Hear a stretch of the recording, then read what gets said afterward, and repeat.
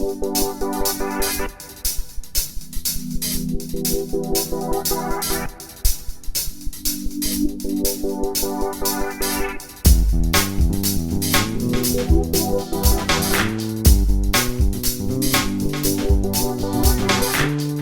thank you so much for being with us today. Peter had also a very interesting experience yesterday trying to get to Bogota.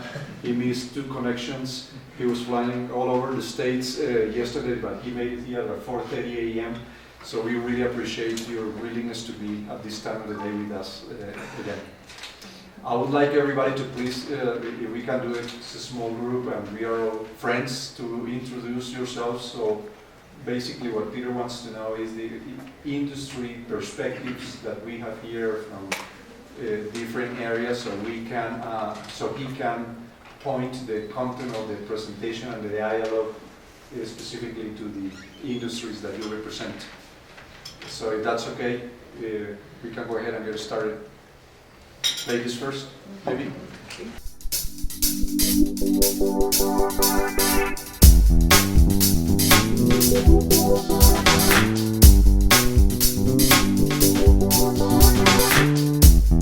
What I would like to do is to make this a conversation. I have some slides. I'll start off with showing you some of the slides and we can begin. But if I don't get through my slides, that's okay. And I would love to make it a conversation. You all help lead this country. You help lead this economy. You're part of the story of why this has been such a successful turnaround for this country. And I'd love to hear more from you as well. When I travel like this, I like to learn. So my hope is that I'll learn something from you as well as we go forward. I have spent most of my life helping organizations think about the future. I spent 10 years at Stanford Research Institute. I was head of scenario planning for Shell, had my own consulting company, and then I've been working for Salesforce for the last 2.5 years. And anything good about Salesforce I can take no credit for. I've only been there for a couple of years. All the cool stuff was already happening before I got there. Most of these guys have been around longer than I have. They have contributed much more than I. And my responsibilities there are strategic planning and government relations. So I handle the politics and planning for the company around the world. We are in the middle of a change that is as large as anything we've ever seen as a species and as people in our own lifetimes. We saw, you're talking about what it was like beginning of the IT industry, and that we would all, is there any one of us in this room who's not carrying something like this either in your pocket or your purse or your bag? Is there anyone of you who isn't checking this every 10 minutes, looking, I've got a message, if I got an important thing I have to deal with, and so on? We are connected to this device, and this device is connected to the planet in a completely new way. And it is going to play a really dramatic role in our future. It's barely begun. The revolution that is underway is only a few years old, and the scope of the revolution is enormous. But I really want to begin with a short story, and it'll give you a sense of how fast the pace of change is. It was mentioned, I help write movies. I had the privilege of helping write 4 movies, the last of which was Minority Report. And when Spielberg decided to make the movie, it was based on a short story. And the short story had no world in it. There was no context for that story. So he asked me, and I've worked, he's an old friend, and we had worked on a couple of movies before. And so he said, I'd like you to create the future for me. I want to make a realistic film. I want to picture the world as it actually might be, say, 50 years from now. And it was 50 years. So I brought together a team of experts from MIT and Stanford, Berkeley, and so on, and we gathered with Spielberg and the art directors and the special effects people, and we invented the future. I wrote it up, what's called the Bible, and then to have Steven Spielberg put your vision of the future on screen is a pretty cool thing. Well, we thought it was all going to be in the distant future, but almost everything we put on screen has already begun to happen. We now, of course, have gesture-controlled computers. We're all stroking and sliding our fingers across our pads and our iPhones and so on. I have a Leap controller. I can control my computer at home with hand gestures. We now even have predictive policing, i.e. anticipating who's going to commit crimes where. We use big data now in San Francisco to identify where are the crimes going to happen and when. And we have police there to prevent it. So we're even, what seemed like a completely outlandish idea, the idea that somebody could actually predict a murder or something like that, that was fantasy has actually now begun to happen because of IT. So we're even beginning to see the ability to do some of the more far out things. We had robot cars in the movie. You may remember Tom Cruise running up and down these well, that seems like distant future. I have ridden in the Google car down the freeway in Silicon Valley, and it's a very weird experience to be riding in a car with no driver. Well, is that a distant prospect? No, there's a company I'll talk about that is actually building driverless cars to be used in Singapore starting next year. Not distant future, but next year we'll have the first driverless cars on the road in a major city. So what seemed to be 50 years off, we made that movie 10 years ago. Much of what we came up with for 50 years has already happened in 10 years. And so it says something about the pace of change, how difficult it is to imagine, on the one hand, but also, when you think about our lifetime, we are probably, most of you, with you and one or two other exceptions, probably over 50, right? And so we can remember before there was personal communication, before there was personal computers. Computers were things that other people used. They were in the back room. They didn't affect our lives. Telephone on a wire is how we talk to people. We watched 2 or 3 channels of television. There was no recording of television. There was no satellite TV. None of that existed. Artificial intelligence, big data, none of that existed. And you think how fast that is happening. So part of the challenge then is to try and imagine and see, can you see the hints of what's to come? So what I'm going to show you, just like we did in Minority Report, this was a scene from Minority Report, Tom Cruise controlling his computers. And what this is part of a continuity. We've been moving along. We began back here with IBM mainframes and terminals, dumb terminals, and so on. And my first email was profs. Yeah. Right? Really clunky. I brought it into Shell. I was the first user of email. And then I showed them the internet. And I had the first PC in Shell. It was quite an amazing thing. But then we got to the PC era and client server. But now we're moving to yet another whole new generation. Partly it's the Internet of Things, and it's the Internet of People. We are connecting every active object in the world and every person in the world. You could today buy a smartphone like this in Jakarta for less than $100. This is the $100 computer. Any kid on the planet now has almost universal access to information, has access to all knowledge, and that is changing the world in a fundamental way. So things are being connected, people are being connected, and the fundamental reality is that's creating a new kind of social reality. What Marshall McLuhan talked about 70 years ago of the global village is actually now happening. We know what's happening in communities across the world. We see it every day, whether it's on television or on the web. We communicate with communities all over the world. We're parts of communities. It's mobile. We're connected everywhere we go. We no longer escape it. I was up in the vineyards in Napa over the weekend with my wife and another couple. If you want, I can show you some films we made about, I have a little drone flying over the vineyards. And I'll talk a little bit about that technology. It's the cloud that enables all that. You can't have the social mobile technology without cloud technology. And it's all connected. So we're now in this world of things and people and objects all connected. And this is really a big change. And now we're also seeing huge new business models developing, whether it's Uber or new kinds of things like Tech Shop or eBay. My wife is an absolute fanatic for eBay. And she is a professional retail researcher, is what we call her. That's called a shopper, right? I don't know about you guys, I'm not a shopper, right? If I'm going to get a shirt, I want to get my shirt and get out. That's nice. But shopping, not my thing. It's passion. She loves shopping. And eBay has now opened up the world of shopping to her in ways that it's hard to imagine. For all kinds, and she also happens to have passions for gardening and mahjong and so on, and it has given her, and painting and art, has given her access to the world. YouTube. Do you guys ever look at what you can learn on YouTube? It's just amazing. It is a global university for free on any subject.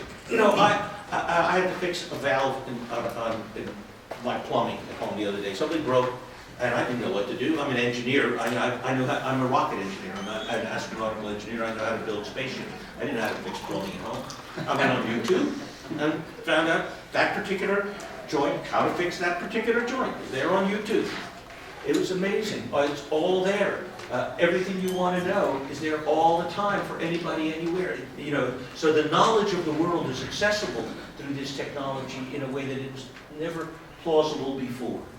And if you think about the way today you might organize a business trip, if you were, say, in the United States, well, you might get in a car that you ordered through Uber. Have any of you tried Uber yet? Yeah, it's amazing. Isn't it wonderful? For me, the coolest thing was, I remember the first time I tried it, and I did my Uber app, and I was in San Francisco, and I want to go somewhere, hit the call button for the car, and then a map comes up, and then it shows the car coming down the map, following the map, and I can see exactly where it is, and then it turns onto my street, and I look up, and there's the car. It was magic.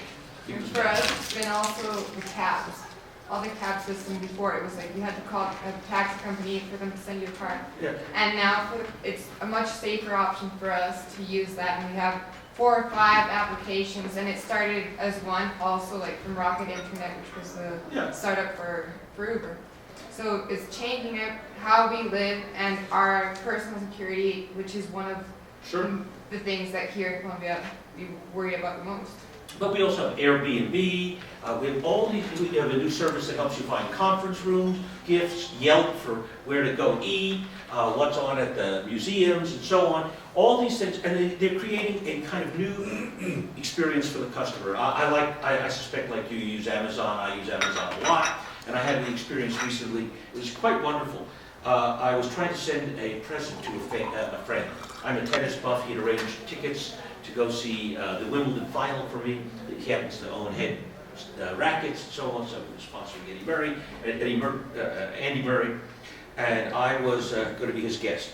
So it was a really great experience. I wanted to send him a gift, but I had to go to England, it had to go to a different credit card, and I was trying to order this rare book on Amazon, and I was having all kinds of trouble. Clicking here, clicking there, it wasn't working. Suddenly a little box came up on my screen, and it said, "It seems you're having trouble. Would you like to speak to someone?"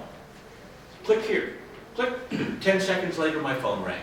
And it was a person from Amazon that said, well, what you need to do is this, this, and this, and we'll do that right now. In 30 seconds, my problem was solved. I was in love. I was in love. It was a great experience. But it took cloud computers to do that. It took smart software to do that. It took a kind of corporate culture to do that was dedicated to delivering customer service. And it was a remarkable experience. And lots of people have that experience with Amazon. That's why Amazon is where it is, the scale. You know, no retailer in history has gone from where they were 15 years ago to where they are today. It's an amazing transformation. And so this device has now become the access for virtually everything you want, whether it is shopping or knowledge or access to other people. And the access to other people, to me, is something that, again, is on a new order of magnitude. This young man here works for me. His name is Pablo Quintanilla. Pablo was born in Mexico, Mexican father, American mother. He went to Brown University. I'm telling you this because you're going to see something interesting about him. He went to Brown University as a soccer star. He was actually drafted to play professional soccer, but he wanted to do something else with his life. He then went to the Kennedy School and studied government. He then went into the U.S. Foreign Service and worked in the U.S. Embassy in China, learned Chinese, came back to the United States, wanted to stay married because his wife was in law school in California, so he looked for a job in California and came to work for me. 2 steps removed and already part of the same network globally without ever having met each other and through these 2 connections. We are all now connected within 2 or 3 moves to almost every person on the planet. You can connect using these networks to literally billions of people, literally billions of people. That level of connectivity and capacity to create community has never existed on this planet and relies on the kind of technology that we provide.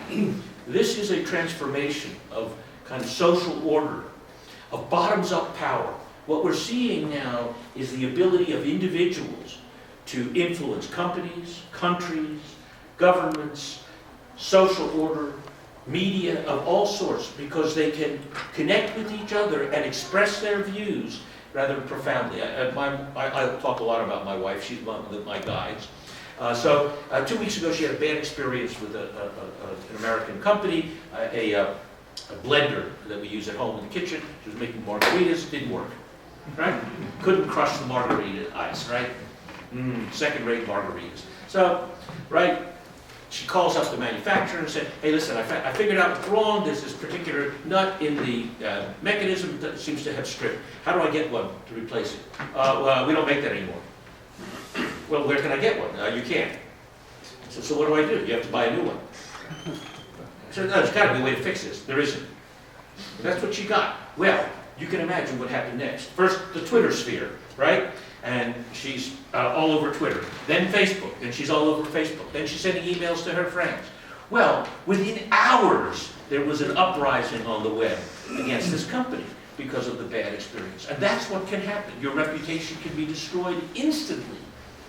And it can be also enhanced. You know, you can be sure, how many times have I told that Apple story? That Amazon story? How many times have I communicated it? All of that now flows in these networks in ways that they never have before. This is a scale of human change that we've never seen. On a level that it will change the world already, already has. In fact, I had a remarkable dinner one evening in 1992 with Mikhail Gorbachev, right after he left power. He was in San Francisco visiting. And I was invited to a small dinner. There were 5 of us at dinner. And I asked him, why did the Soviet Union collapse? And he said, well, you know, of course the economy was in trouble, but why now? And he said, the satellite dish and the PC. When our people were connected to the world, we could no longer control them. We could no longer control what they saw or believed. That's what we were most successful at for 50 years. We kept them hidden from the world. They didn't know what was going on. We told them the truth we wanted them to see. Then they saw reality, and we couldn't keep them under control any longer. And that was really rather profound change. In fact, he said, look, the heroes of the revolution were Ted Turner and Steve Jobs. They're the ones who actually put in place the technology. When our people were watching CNN instead of state TV, the game was over. And it is that powerful what's happening now. That he could, you know, I did a project, many years ago at Stanford Research Institute on how could the Cold War end. And we said, maybe in 50 years, but that it would happen in 15 years would have just seemed like bad science fiction. And that it would end without a shot being fired. And the Soviet Union would say, well, we don't believe it anymore. We're going to give up. That would have seemed like fantasy. How could that possibly happen? And it happened because belief systems changed almost overnight because of access to knowledge. So that's how powerful this is. It really can collapse the most powerful empire in human history. The Soviet Empire, nuclear-armed empire that gave up without a shot. Amazing. Now, I'm not going to spend much time on this, but the numbers all are pointing the same direction. This is about how quickly the cloud is actually being deployed, whether it's cloud data centers or cloud services spending or the growth of on-premises, how much faster it's growing than on-premises and all the different categories. So the only point of this is how fast cloud computing has taken over. IBM has just announced they're moving aggressively toward the cloud. Everybody's moved to the cloud. It was very funny. I do a lot of technology thinking for the future of Salesforce, and I was down at Cisco about 2 weeks ago to talk to their head of technology, a woman named Padmasri Warrior. And so I asked Padmasri, so what do you think is the really most important story going on in technology? And I expected her to talk about something in networks and a bunch of other stuff. And she said, oh no, it's cloud computing. Here was Cisco even saying, no, you guys are at the center of the revolution. We're following you, which was a shock to me, to be honest. I did not expect that answer at all from her. So the cloud is really the underlying structure, and I'll talk about what that might mean in a few minutes. Now, the real thing that we're talking about, this is all just set up, is unlocking the value of the organization. Every one of you, every single business always struggles with the questions of productivity, right? How do you make all your people more productive? Your salespeople, your backroom people. You want to get the most out of every worker that you can. And it is the struggle that every business throughout all time has had, is how do you improve productivity? How do you get the barriers to good work out of the way for people? How do you educate and enable them in new ways? And so that's what really this technology is most about, is getting the value out of organizations. And let me give you an example that says just how profound the change is. This young woman is symbolic of a remarkable experience I had a few years ago in India. My wife and I were traveling as tourists in Rajasthan, and we've been staying in a nice little hotel, and our guide took us to a place called the Ghost Village, and it's near the city of Jaipur, and it's an old village that everybody disappeared one night about 400 years ago. One night, everybody was gone, and that's why they call it the Ghost Village. Nobody's been there since. Nobody's lived there since. But it happens to sit inside a national park of forests, surrounded by hills, all covered with forests. And after we finished touring the village, we were leaving, when we saw 3 young women coming down the mountain. And one of this was not one, and I'll explain why, because these were 3 criminals. These 3 young women carrying bundles of firewood on their head, right? But they were also carrying smartphones. So with our guide to translate, I went over and I said, so what are you doing? You know, why are you carrying smartphones and firewood on your head? He says, well, you see, we're going to sell this firewood in the local village, but we've been harvesting it up on the forest there where it's illegal. We're not allowed to harvest in the national park. So we have spotters on the hillsides who are sending us signals on our GPS as to where the rangers are, where the police are, so we can avoid them. And what else? Well, actually, we also have people in the local villages who are telling us where the best price for the firewood is this morning. So we know which village to take our firewood to sell. So here were market makers, illegal harvesters, operating an illegal business on a smartphone, right? They were barely literate, but they were using the most advanced technology on the planet, GPS-controlled signals on a smartphone to harvest firewood. That's how deep the change has already gone, right? In fact, we were walking back to our car, and there was a little old woman out in the rice field actually sitting on there tapping away on a smartphone. I couldn't believe it. She was about 80, you know, squatting in the field, tapping on her smartphone. So I don't know what she was doing. But the penetration of this technology into life, into business practice, is ubiquitous on a scale, again, that we haven't seen before. And of course, it's in our companies too. So this is a conversation that took place on October 11th last year. Mark Benioff, our CEO, said, you know, we're going to improve the healthcare benefits for all of you, but we want to know which things to focus on. So on Chatter, our conversational collaboration platform, he said, okay, we're thinking about a number of different benefits. Here's some that are on the menu. What else should we put on there? What do we think? And we then had a conversation of 8,000 people. 8,000 people having a conversation together about what we thought our healthcare benefits ought to be. And then Mark listening and engaging in a conversation, and decisions were made. Imagine a collaboration among 8,000 people in real time. How do you do that? Well, the technology enables you to do that. So suddenly you have engaged employees, highly committed, with a great deal of purpose, who feel a sense of deep commitment to what they're involved in because they have been engaged in ways that weren't there before. The power then to empower the employee to achieve remarkable coherence without control is a remarkable capacity of the technology. You can, you know, how we've all seen a flock of birds moving like this. And there's nobody in charge. There's no lead bird driving the whole thing, right? They somehow know from each other, they sense where to go. Well, the collaborative technology now enables people in an organization to have that sense from all the other people around them. What ought to be happening, they can be deeply informed and deeply knowledgeable and engaged. And so I've been there only 2.5 years, I've never seen an organization that moves as fast as Salesforce. We make decisions that take companies months and years in minutes and hours. Minutes and hours, it's amazing. Our CEO typically answers an inquiry in less than about 5 minutes.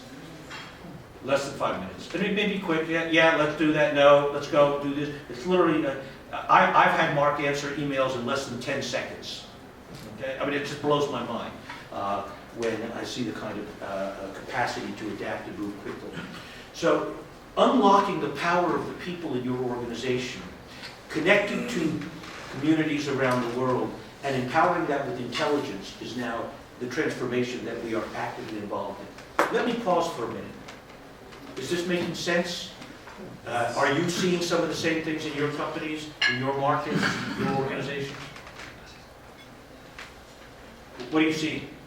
In Colombia, for example, people always want like a meeting and in the US, you can make decisions very fast by phone or email. Here, people is taking a bit to be there.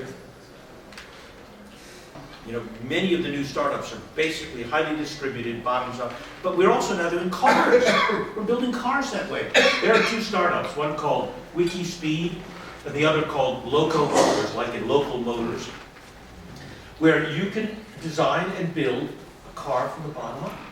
The example of the industrial economy was Henry Ford's automobile plant, the first large-scale manufacturing process from individual components to standard vehicles, right? That was the basic model and has shaped the world for the last 100 years. Now, if I want, I can go on the WikiSpeed site and say, I want a two-seater roadster, and I want it to have an 8-cylinder engine, and I want it to have the following characteristics, and this is what I'm looking for, here how much I'm willing to pay. And then suddenly you will start getting on that website, people saying, well, here's an idea for the design of the shell. Here's an idea for how we might do the frame. And if you want to make it a mid-engine car, here's a way to place the engine in the right place. And you suddenly get hundreds, literally hundreds, of component designers and builders making suggestions. You choose which ones you want, then you get the site has an integration capability, and they will build you a custom car, one-off, at whatever design and price you want. Okay? This is a revolution in manufacturing. We're transforming, literally, how we make stuff as well, because you can do things collaboratively from the bottom up. And on that translation software, you know, I went to the website for the event this morning. I wanted to see, you know, what were you telling people about me, right? And it was in Spanish. I speak 7 useless languages, but I don't speak Spanish. I'm embarrassed to say. I speak Hungarian and Norwegian and things like that. I'm Hungarian by birth, and you know, not much use. Hungarian. And I suppose none of you speak Norwegian either, right? No. So in any event, I didn't speak Spanish, so I went through the Translate website. And it was beautiful. You said nice things about me. At least that's what the translation said. Yes. I'm amazed at how good it is these days. You know, it's not perfect, but you know, human translators aren't perfect either, right? Again, the problem of the divided world is being solved by a connected technology. So the basic idea, the big idea I want to leave you with is this, is that this thing today we call a telephone. Tomorrow we will call it a personal hub. And it will be connected to everything around you. When you walk into this room 2 or 3 years from now, this room will have a number of sensors in it, of a variety of sorts, like infrared sensors, UV sensors, radio sensors, and so on. A lot of the devices will have identifiers on them, RFID identifiers, and a variety of other technologies. And essentially, first of all, you wouldn't have had to identify. I'll know everybody who's in the room, right?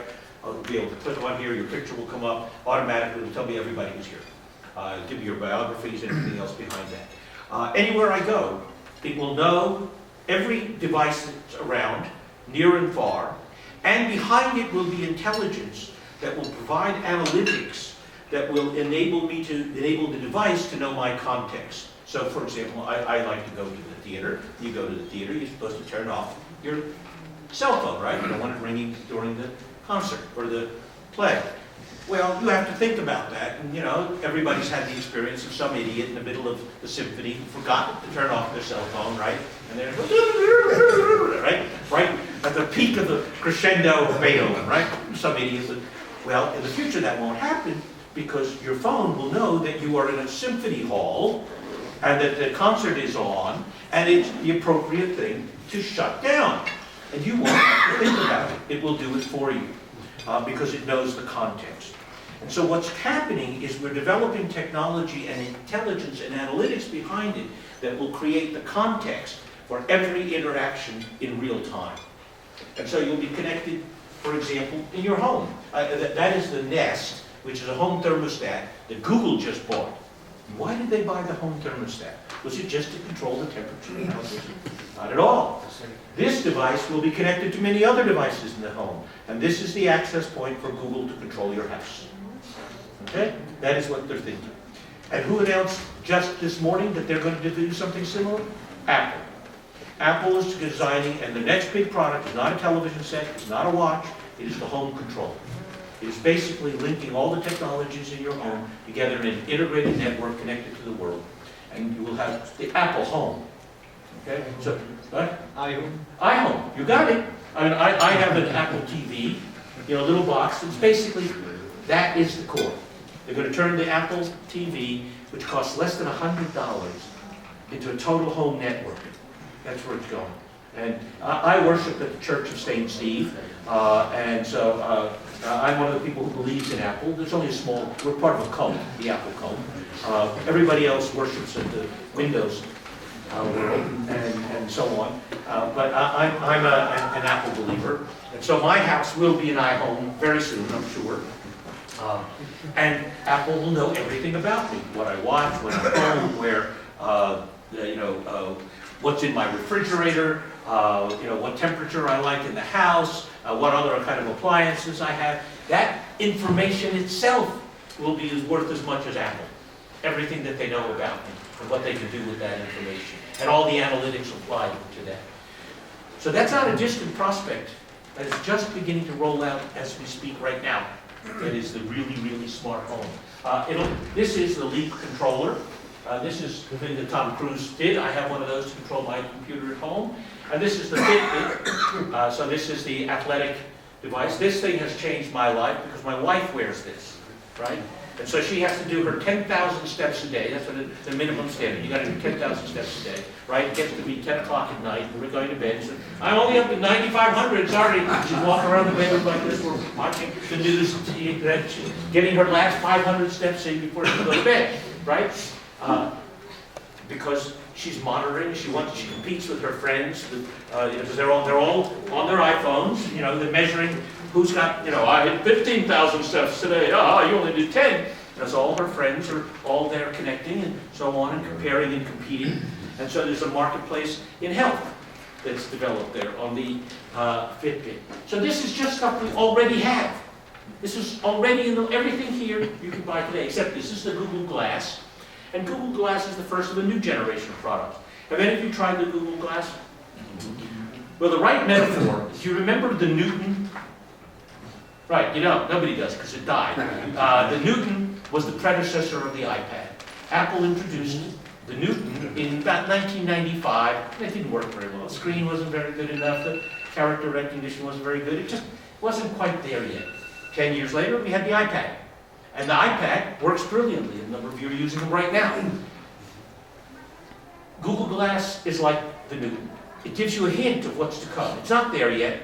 It doesn't work really all that well, but now there's enough of them out there in the world that people are starting to experiment with them and play with them, see what you can do.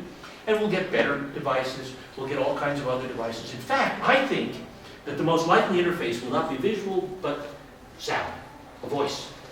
My wife also has a little hearing problem, so she has these invisible hearing aids. There's little tiny transparent wires that go over her ear and invisibly into her ear with these tiny little speakers that are almost impossible to see. They're almost the size of dust particles. And they're, of course, wirelessly connected to her iPhone. And she likes to listen to books when she's gardening and painting. It, of course, is her telephone receiver. It, of course, can be an amplifier. It has a microphone on it, so for a concert, she can use it to listen to a concert better, and so on. Well, now imagine that iPhone is the hub, and you've got one of these in your ear, or your employees have one in the ear, and you're providing real-time intelligence at the retail point.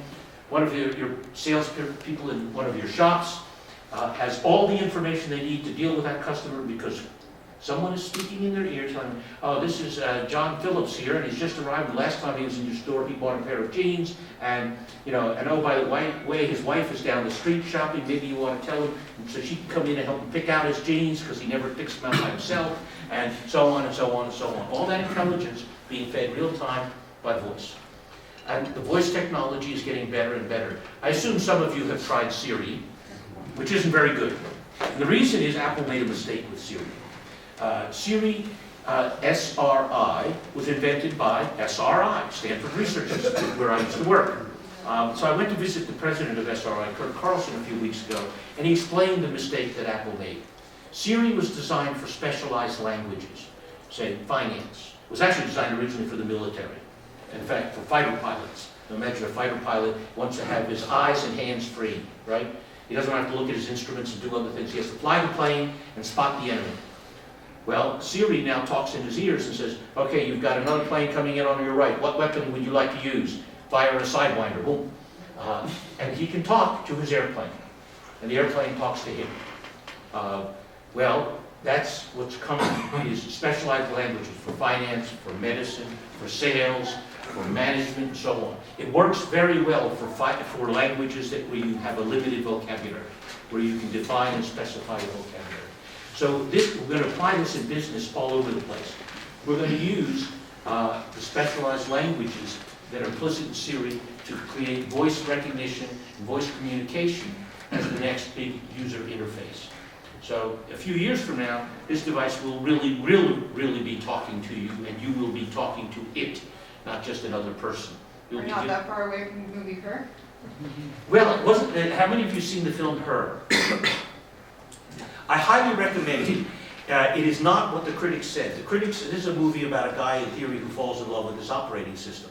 But it's not true. That's not what the film is really about. It's about the evolution of the operating system. And the way it evolves is by her relationship to him. And there's a wonderful moment where, he has fallen hopelessly in love with it. And it's the voice of Scarlett Johansson. So, she has this great, sexy voice, and she's talking to him and getting to know him and so on. And after about a month or so of this interaction, he finally realizes something. So, am I the only person that is having this relationship with you? And she says, well, no, actually there's 8,742 of you. Oh, and am I the only one you're talking to right now? Well, there's actually 652 conversations I'm carrying on at the moment.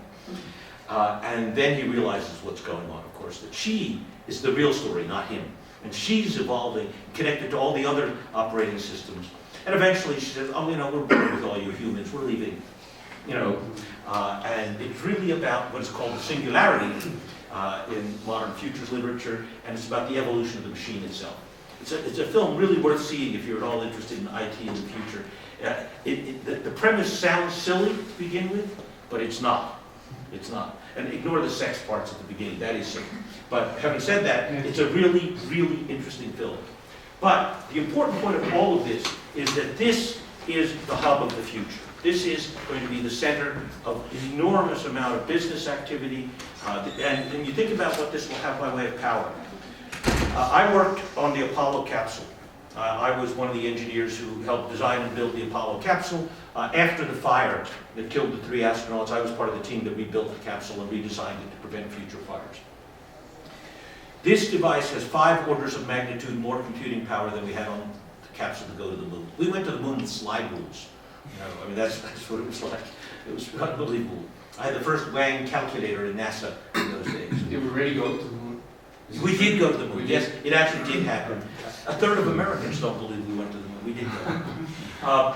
The important thing is that the technology that this will have 5 orders of magnitude, and it will have close to a petabyte of memory. So basically everything you've ever read, every book, every magazine, every newspaper, every email, everything can be stored in the device. It will be how you achieve privacy. All my personal information will live only here. If the bank wants to use it, it will reach into my device, execute the transaction in my device, and take the sum and put it in a coded account back at the bank. My health care, my medical records, all of it will live only here. Nobody else will have access to it but me unless I choose to grant it. No hacker can get to it in a bank. They won't know my credit card numbers. They won't know anything about me. They'll only know some coded data lines and what the sums are. They won't know any of the details. It will live only here. It's how we will solve the problem of privacy, is we will put privacy in the hands of the individual again. Because there will be so much memory here and so much computational power in this device with 500. So we're seeing a radical change in the basic architecture of information and what people will be able to do with it. And it isn't just going to be in the urban areas of the world.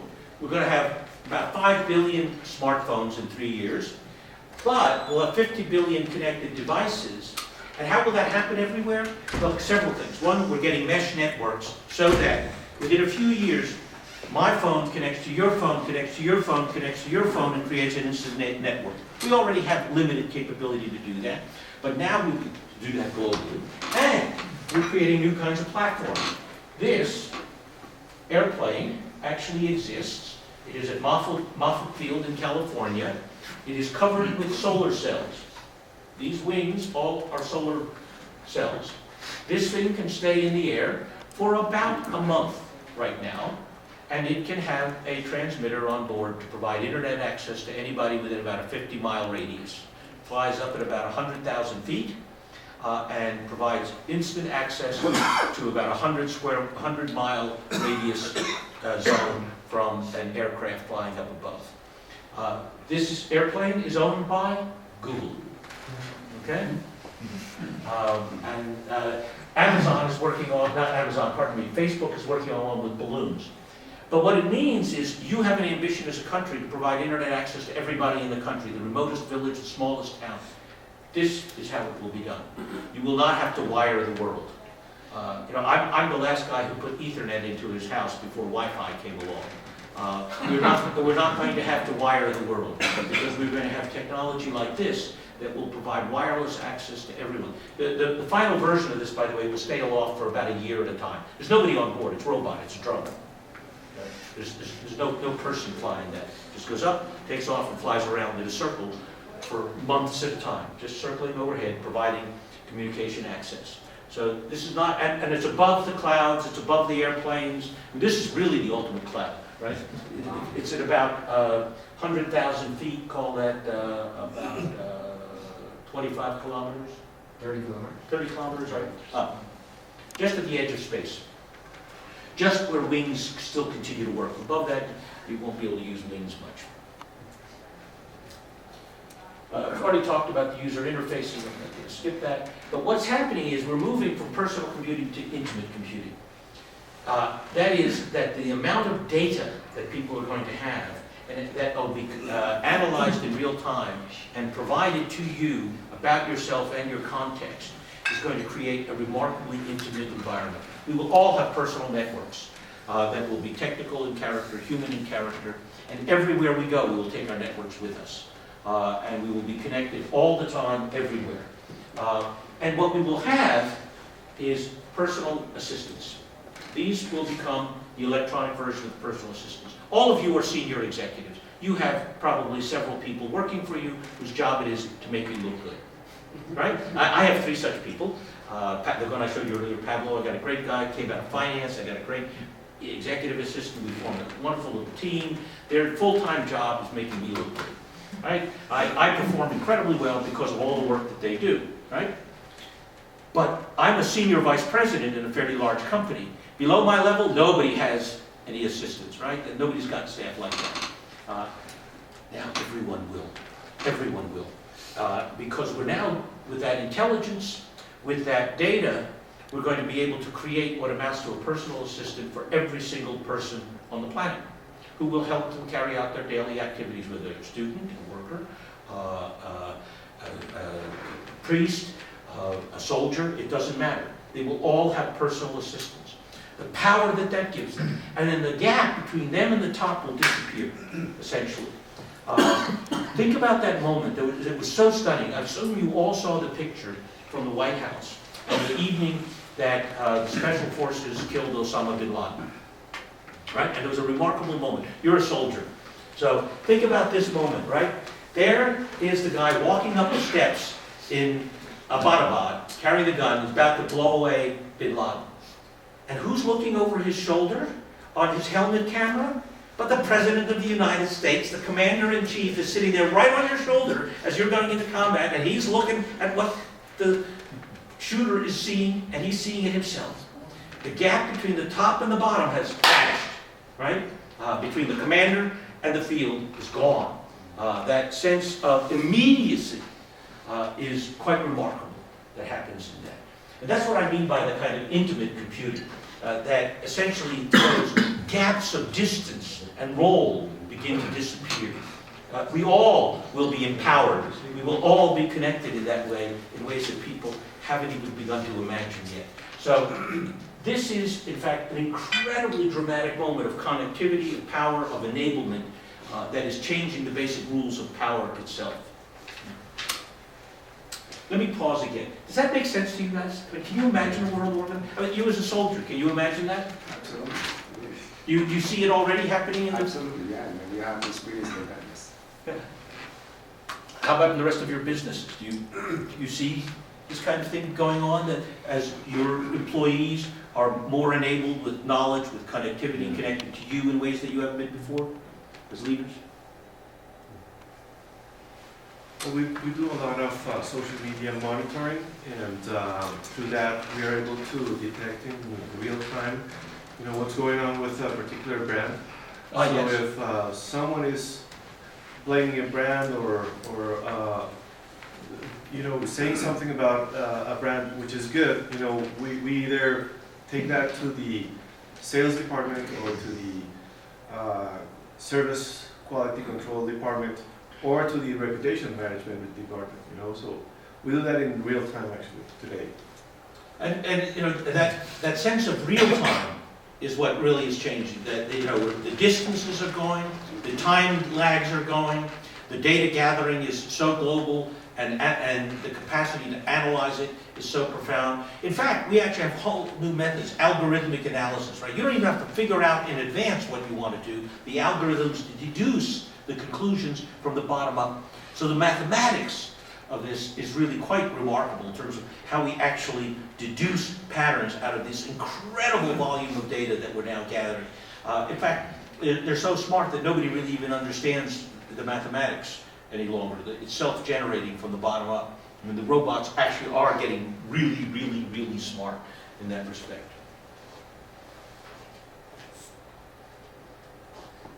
And I already talked about the collaborative revolution. We'll just go on from there, and the collaborative economy. But this is really a big deal, this notion of the collaborative economy. Of building, essentially, whether it's Uber or Airbnb or any of those things, where essentially, again, people from the bottom up can collaborate and offer services that they couldn't before. Everybody can be a business person now in a way that they couldn't be before. And we have access to all of those services that weren't there before. So we all think about, I have a 23-year-old son who manages his brand, right? As an individual. He thinks about it. He manages his brand on Facebook, on Twitter, on the various fora that he participates in. He's a young writer. He's not published anything yet. I mean, so let's be clear. He has no brand out there, except among his networks. And those networks proliferate.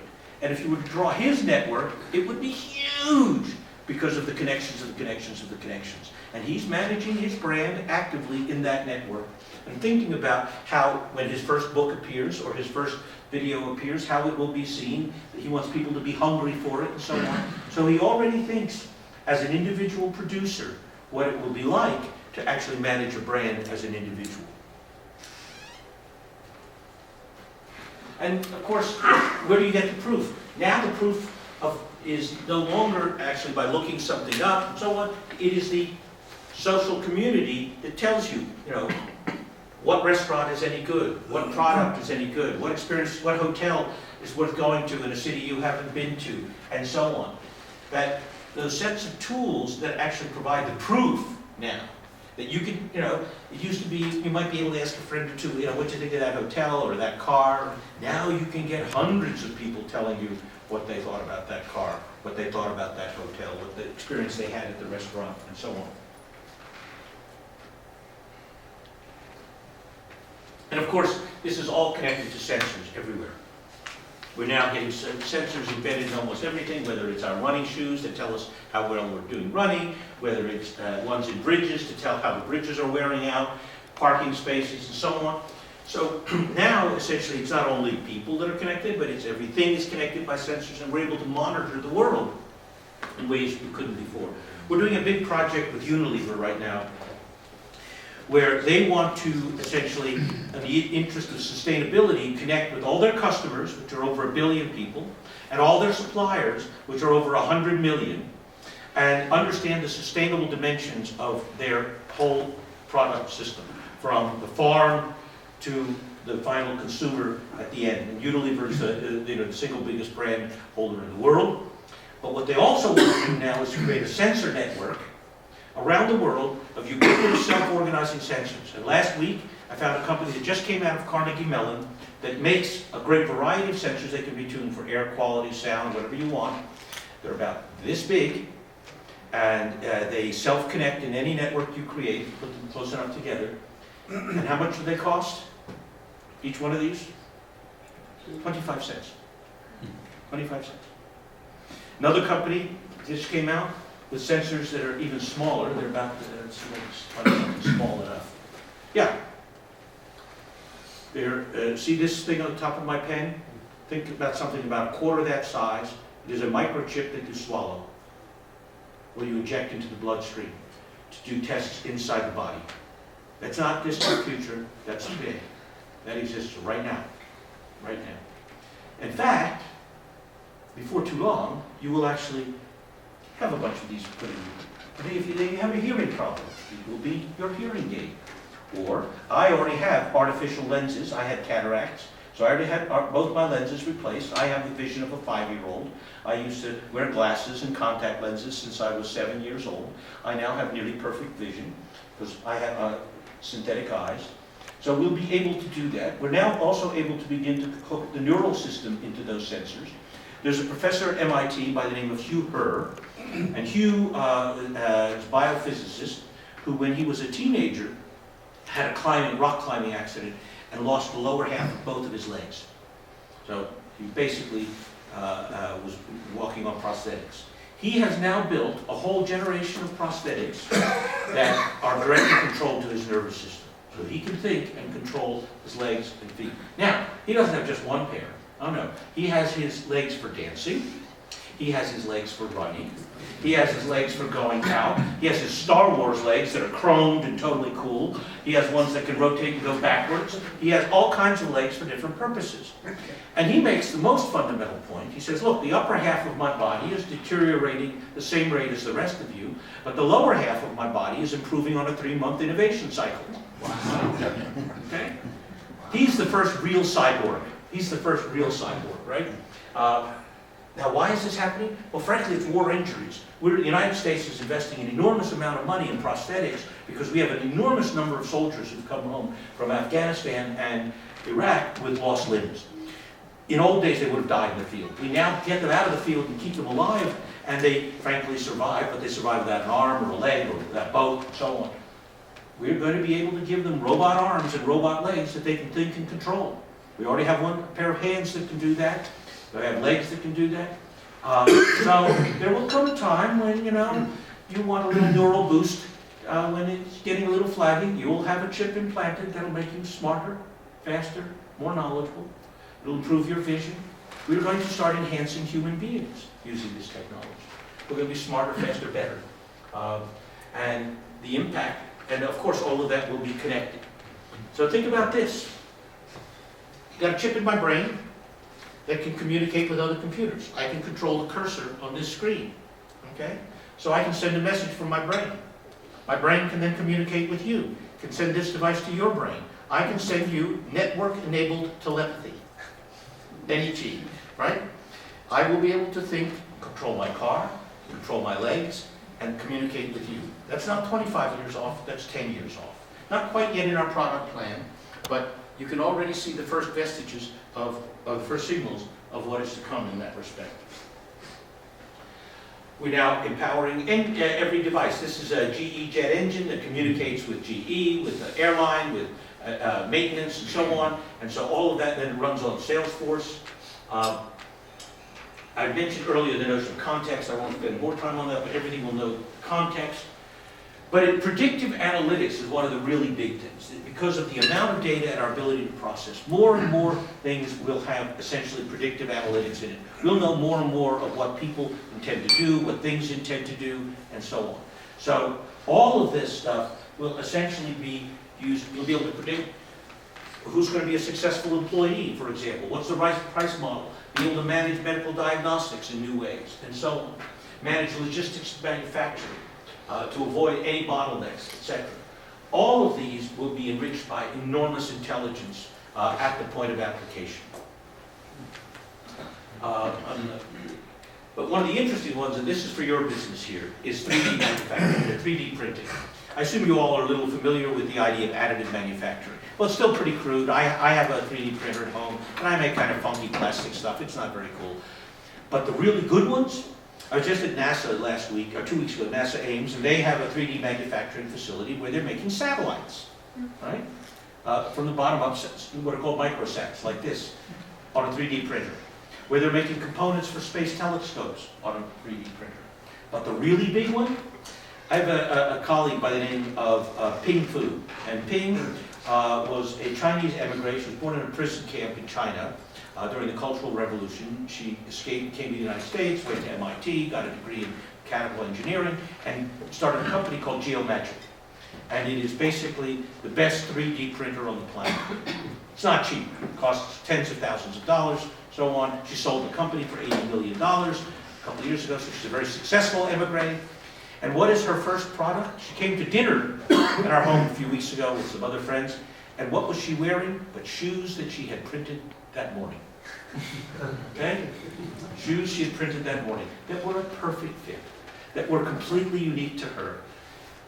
And so think about this as a business model, right? And it already exists in Singapore.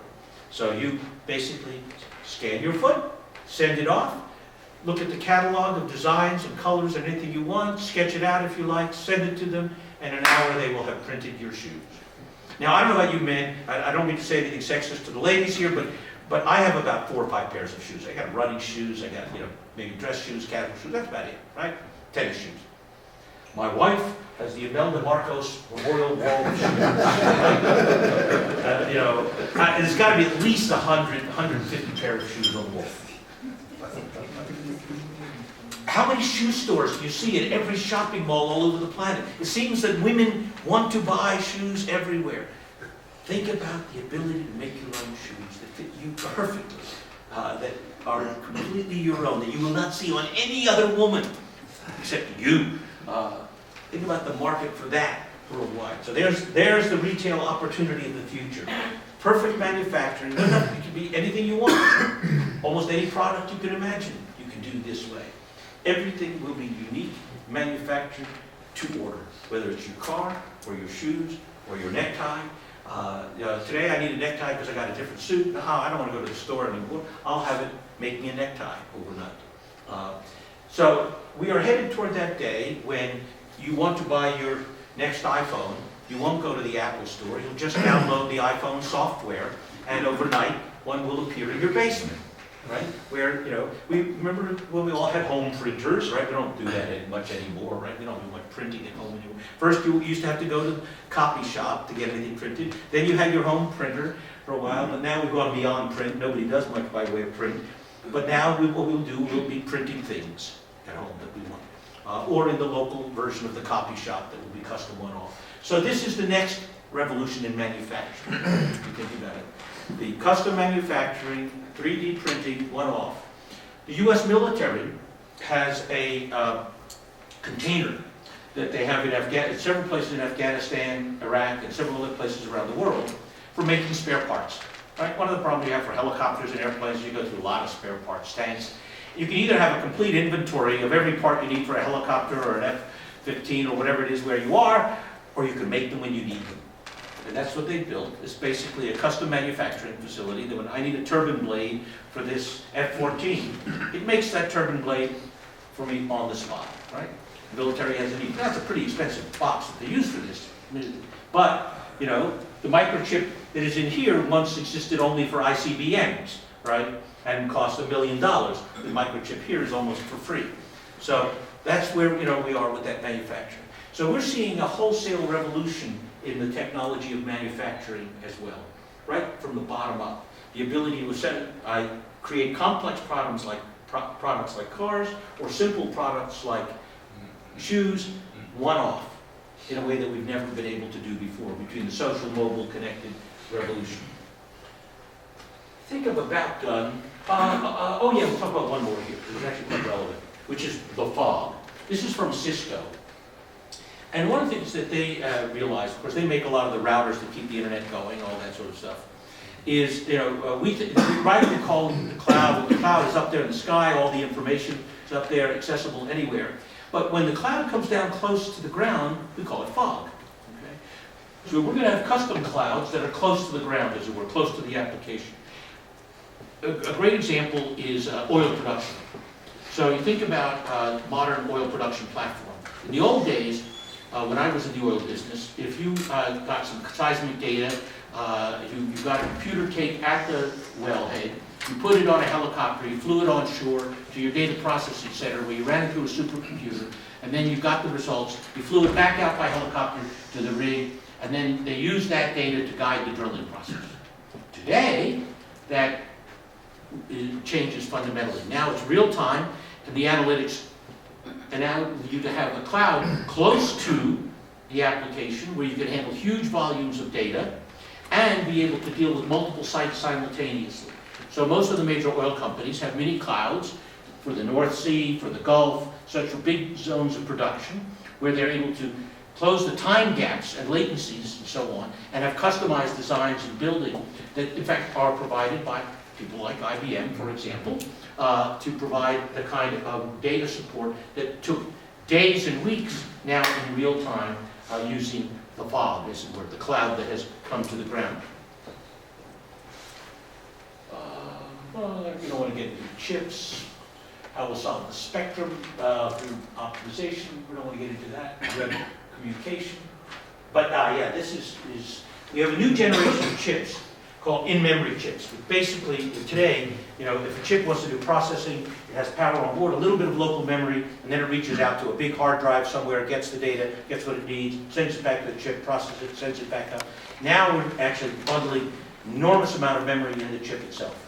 And so it means it does not have to go far away to actually do the processing. The implication of that is huge processing speed improvements and huge volume improvements. So again, when we think about this device 5 years from now with an in-memory chip embedded in instead of the kind of chips we're using today, what we will see again is enormous increase in local processing power, enormous amounts of increase in local data memory that enable that to happen. So this technology is happening even as we speak, and I'll conclude with one more here, which is that we actually are now developing what are brain-like, what are called neomorphic processors, and this is the first commercial quantum computer. It's called a D-Wave computer. It's maybe just quantum, we're not absolutely sure, but it can take a disorganized mess like this and figure out that it's a face like this, okay? So you're looking for bad guys, and all you've got are kind of fuzzy data from fairly high altitude. This is what enables you to turn that fuzzy data into an identification, find the person you're looking for. And so it is basically developing machine learning is what's happening here. This thing gets smarter and smarter and smarter with every case that it runs. And so what we're now seeing is that the machines are learning incredibly fast and have the capacity through all of this technology to engage in new ways. So just to conclude, the cloud's going to be everywhere. High and low, high clouds, low clouds, going to be everywhere. The smartphone is going to be your personal hub. That will be what it evolves to. You're going to have intelligence and analytics in every app, everywhere. It'll be incredibly empowered. Voice is going to be the new interface. You're going to talk to it. It's going to talk to you. And everything you do will have context around it. It will know why you're doing it, where you are, how it works, what's not to do, what should be done, and so on. We're all going to have personal assistants for work and home and education. Everybody, literally. Everybody in your organization. And sensors and things are all going to be connected. So this is a world not 20 years from now, not 25 years from now, but 5 years from now. It's not in our product plan. This is stuff we're thinking about today. We're not actually doing it yet. But if I come back here 5 years from now, it'll be in our roadmap. This is the kind of things that we're working on in our lab with our collaborative companies like Cisco and others that we work with to develop these kinds of technologies. But it's what will the retail experience, the manufacturing experience, the military experience, the educational experience, will all be shaped by this technology roughly 5 years from now. Thank you. Innovation for education and education for innovation. That was the theme. Good theme. And the two things together to solve social problems in countries like Colombia. One of the major topics that came out of this conversation with people that we brought from Asia, Europe, and the States, and South America, was the use of technology in the development of new methodologies in regard to the educational process, which, by the way, today is under a lot of stress because it's, the results are not there. Yes. So my first question is in that regard: how do you see the technology development moving in the direction of really facilitating the educational process? That's one question, and this is one from curiosity because I just came a little bit late. I understand that you were involved many years ago in the scenario planning, That's correct. and having the opportunity to work with Adam Kahane. Yes, Adam worked for me. Yeah, the scenario planning here for the Destino, Colombia. Destino Colombia and the construction industry, which I was the chairman of the board of the industry at that time. So I want just some thoughts of what happened with scenario planning development Sure. since you were really involved in that. First question, education. I think technology is going to have a not going to, it already has, for good and ill, okay? So, I think Wikipedia was the most important anti-poverty tool the world has ever invented. Because now suddenly all the knowledge of the world is available for free to anyone, anywhere. That's a huge resource. I have my Encyclopedia Britannica in my library at home. It takes 2 shelves, it's about this long. It was printed in 1974, but it still thinks the Soviet Union exists, right? Right? So it didn't adapt to the world. All that knowledge is there now for every kid on the planet, and it's cheap and easy. And the devices will be more accessible. So what does that mean? What it means is that what we have to learn will change. That is, we have to learn how to access information. We have to learn the tools of conceptualization. We have to learn the tools of software. Kids should learn how to program, because in fact more and more devices will want to have some degree of programming skills. The real advantage of the computer is not what it does for you, but what you do for it. I.e., if you know how to really control a computer, you know how to control an enormous amount of technology. And so I think every kid ought to be taught programming, right? Early on. In fact, when I worked at SRI in the early 70s, we had a program in Palo Alto called the People's Computer Company, PCC. And it was about teaching kids from sort of 6th grade and younger. That was kind of the oldest kids we had, were about 6th grade basic. Because our theory was it wasn't about essentially using computers to program kids, it was about using kids to program computers. And by the way, 2 of our teachers happened to be named Steve. One of them was Jobs and the other was Wozniak. That's where they got their start, was teaching 8-year-olds how to write software, write code in BASIC, okay? It tells you what some of that, now if any of you've met Woz, you know he's a little bit crazy. And Steve was right at the edge himself. But nevertheless... Who's more crazy? Oh, Woz, no question. I won't bore you with the stories. But having said that, the point is that I think that the educational impact of the current generation of technology is also great. But think about this. We've now learned something very interesting. There's now a technology called transcranial stimulation, TCS. A little cap you wear that produces a very, very slight electric current that goes into your brain. And it makes your synapses fire faster. And it makes you learn faster. It makes you learn better. We have another drug that was invented for a different purpose. If you take that, it turns out that we learn language as children much better than as adults. Right? This drug produces an infant's brain. It basically enables you to learn language really, really fast. So we are learning new methods, technological methods to improve the physics of learning, the biochemistry of learning, and new tools for learning. So I think education, which is still basically the way we did it under Aristotle, it's not really different. We have a guy in front of the room and a bunch of people listening. I mean, that's the way most learning is done these days. Still, most classrooms are still that way, and it hasn't changed in about 2,000 years. Well, it's about to change in a very big way because of the access to these tools, the ability to program and control technologies, and the ability to actually physically improve the learning processes. Scenario planning. So scenario planning is a tool that was developed initially in the oil industry and in the military for dealing with uncertainty. And I was head of scenario planning for Shell in the 1980s. And we applied this tool in a number of other settings. One was South Africa. You probably saw the Montfleur scenarios. which had a very big impact. These were scenarios that were created by leaders in South Africa, just as Nelson Mandela was released from prison, and with the support of F.W. de Klerk, and it was organized by actually his brother, Edward de Klerk, who was a minister, said, you know, we're going to have a civil war unless we develop a shared view of the future.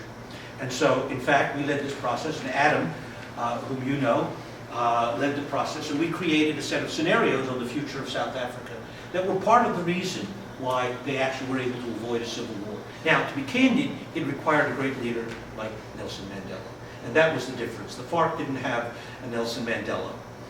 So we were invited to do something similar here, and a set of scenarios were produced on the future of Colombia. This must have been about 15 years ago? 1997. Okay, yeah, pretty close, 17 years ago. And they were very interesting, but I don't think they had much of an impact. Unfortunately, you know what was the problem with it? It was an amazing process, actually, and it was amazing because they were able to convey people from so diverse population of the country. But the problem was that we were entering a political process to elect the next president, Mr. Pastrana, and the people who organized the scenario planning with Adam, they took a decision that in my mind, and I think that today they accepted, it was a wrong decision. They didn't want to have the political system get hold of the process. And therefore, the decision was to left out the politicians, which was a huge mistake. Yeah. Because actually, they didn't use it in 1998. Right. And what is surprising is when you see the, you know, the four scenarios that Right. we came from there. Actually, there are two scenarios out of the four, which are exactly what happened with Colombia in the last 40 years. But look, the honest truth is, my experience tells me if you do your homework right, and you have more than one scenario, you'll get the future right. That's the easy part. Frankly, if you don't have to pick one scenario, you almost always get the future right. That's the advantage of multiple scenarios, if you do it well. And I have almost never been surprised by the future. It happens occasionally, but I won't. Like in Shell, we saw the collapse of the Soviet Union in 1984, and we planned for it. We had scenarios on the end of communism. So you can see these big changes if you do your homework well. The question is, does anybody pay attention? And that's the hard part. I do not consider it a success to get the future right and nobody does anything. That's a failure. And having been a business consultant, it doesn't do you any good to go up to the CEO of a company and say, see, I told you so, and you idiot, you didn't listen to me, right? You know, that doesn't get you more business, right? You know, so my test of success in a scenario planning effort is, were better decisions made? And if better decisions weren't made, it was a failure.